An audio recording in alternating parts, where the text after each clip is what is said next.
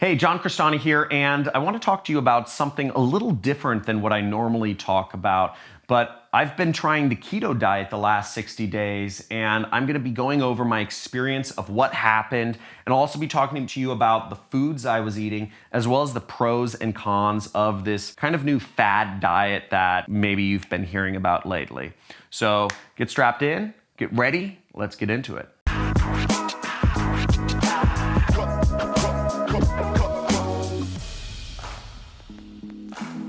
So for the last 60 days, I tried the keto diet, and I made a big decision because I'd gained a little bit of weight last year. I don't know, some of my longtime followers may have noticed that, I started getting comments, yo, you're getting chubby, or oh, you have a little pooch, which is kind of funny.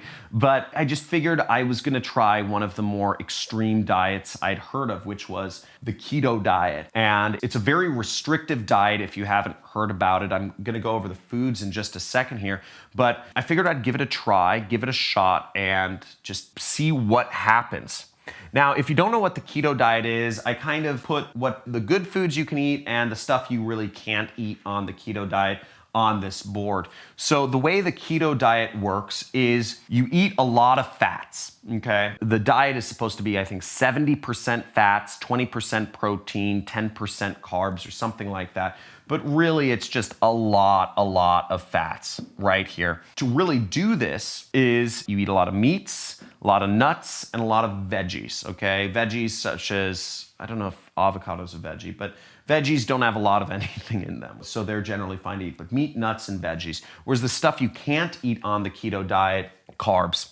Carbs is the biggest thing. You just don't eat carbs. And carbs include breads, they include tortillas, they include pastas, they include muffins, they include croissants, they include sugars and fruits. So don't eat apples, don't eat oranges, don't eat mangoes, don't eat anything with sugar in it, M&Ms, etc. Burger buns, fries. It's just super restrictive. You don't eat tortilla chips. There's just so many things you can't eat when you cut out breads and carbs, which is why keto diet has a reputation for being very restrictive. Now, I tried out this diet, and frankly, my results after 60 days, I started with a weight of 175 pounds. And just to give you a little bit of perspective, I am 5'10". Okay, so this is what I started the keto diet at, and where I ended up is I dropped 2 inches in the, no, I'm joking. Screw that out, bad joke. But I actually, after 2 months,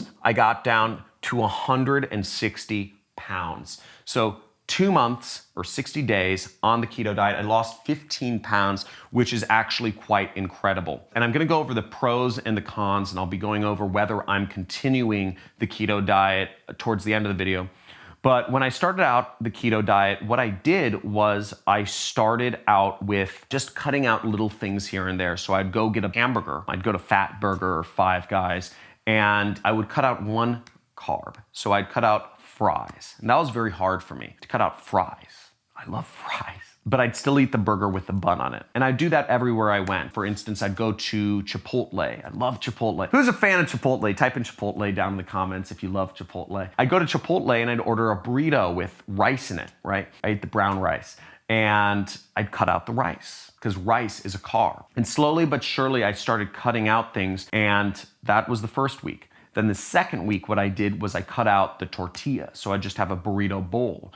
Or I'd go to get a burger and I'd just have a burger on a bed of lettuce, what's called protein style. So I'm just having burger and lettuce leaves on top and bottom. It took me 2 weeks to really get into the diet where I was just totally cut off, and where I actually was in what's called ketosis. What being in ketosis means that your body is actually burning fats for fuel rather than burning carbs for fuel. Now, what you need to know about getting into ketosis is how the body works, how the body fuels itself for energy. So the first thing the body uses, and again, I'm no like scientist or whatever, but basically the first thing your body uses for energy is carbs, okay? So if you eat a lot of carbs, and this is what athletes do, they'll eat a ton of carbs because carbs provide a lot of energy, but they provide energy bursts, and then they also provide downs. So your body uses carbs for energy and stores the fat, stores the protein. But when you cut out carbs out of the equation, like the keto diet where you're eating barely any carbs. The keto diet, it's recommended you eat less than 40 grams of carbs per day, okay? Just to give you an idea, that's one soda, okay? One can of Coca-Cola contains 40 grams of sugars in it. So you can't even have a whole Coca-Cola. So your body starts burning fats for energy then. It's called ketosis, and you can actually measure this. You can take a blood sample or you can pee on a strip to tell if your body is burning fats for energy or burning carbs for energy. If you cut out carbs and you cut out fats, what your body would burn for energy is proteins. That's how people shrivel up and die. That's when people look emaciated, where literally their muscles start just being melted off of them because their body is getting no nutrition, right? So you gotta focus on fats and you get in this state called ketosis. So this is called the Google Jamboard. It's a new thing I've been using instead of a whiteboard. So let me know if you like it. Jamboard good, Jamboard bad. Let me know in the comments below. So I liken the amount of energy you get on carbs to being kind of a series of ups and downs. You eat carbs and you get tired, but then you get more energy. So it's kind of an up and down cycle. Whereas when you're burning fats for energy, it's much more of a steady kind of burn. Fats burn slower for energy in your body.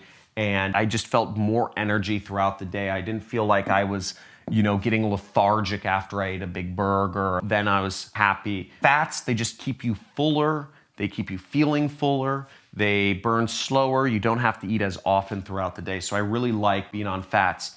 Now, the next thing is I'll go over the pros and cons. Now, for weight loss, it's great. Obviously, I was able to lose a lot of weight on the keto diet, which is fantastic, which is my goal of what I'm trying to do.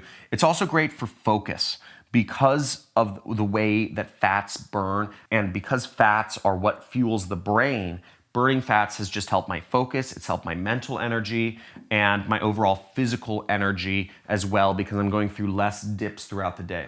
Another reason it helps focus is because it's a restricted diet. I have less things less variables to worry about. Instead of waking up each morning and thinking, ooh, where am I gonna eat for lunch? Do I want Chinese food? Do I want orange chicken? Do I want a burrito? Do I want this? Now, if I go to Mexican food, I'm eating fajitas, okay? If I go to American food, I'm getting like meatloaf or something. If I go to Chinese food, I'm just getting chicken. It's been good for my focus. I think about food less each day because I'm just meat, nuts, and veggies, just simple, straight line. And the other thing I really like about it is that it's measurable. I can tell if I'm in ketosis or not. I can pee on a strip and see if I'm doing the diet right or if I'm doing the diet wrong. Whereas other diets, I feel a little more loosey-goosey. You don't know definitively if you're on or off the diet. Now, as for the negatives, the first 2 weeks of the keto diet kind of suck, okay? Going through a couple days of what is called the keto flu just makes you feel lethargic, okay? It just wasn't fun, just being super lethargic for seemingly no reason. Also, cutting out so many foods that are just normal things that I would eat every day was a bit difficult. It's also very boring. It's a boring diet. Just isn't a lot of stuff to eat. As I said, I go to Mexican food now. It's like fajitas. That's what I eat. I eat fajitas and I eat a lot of guacamole. And it's also just so restrictive. Not being able to eat fries just kills me. Not being able to eat pizza kills me. Not being able to eat tacos kills me. Not being able to eat chips or Cheerios at night kills me inside. It's just so sad. I actually found myself one day, I bought a piece of pizza for my daughter. I was at the supermarket at Whole Foods and I was like, I'm just gonna have one bite of her pizza. That's it. That won't put me over my 40 gram a day, limit of carbs. And I just wolfed the entire thing down in a matter of seconds. It's hard to stay on. And the other thing about the keto diet is it's expensive. I found that in order to just try to eat keto, I buy a lot of nuts. So check this out. So I eat a lot of macadamia nuts. So I shop at Erewhon now, right? I don't know if anybody else shops at Erewhon, but I shop at Erewhon. Macadamia nuts are pretty expensive, but they're super high in fat. They're a great keto food. And I just been eating a lot of these. I'll eat 1 or 2 of these a day, but each of these costs like $6 each or something like that. Another thing I eat a lot of is I eat a lot of nut butter. Here's some nut butter from RX. And again, these are like $2 or $3 per pack. It's like barely any nut butter, but it's made for the keto diet. Another example of something I have a lot of is Bulletproof coffee. So Bulletproof makes themselves good for the keto diet. This has basically fat in it. It has grass, it has butter in it, and MCTs.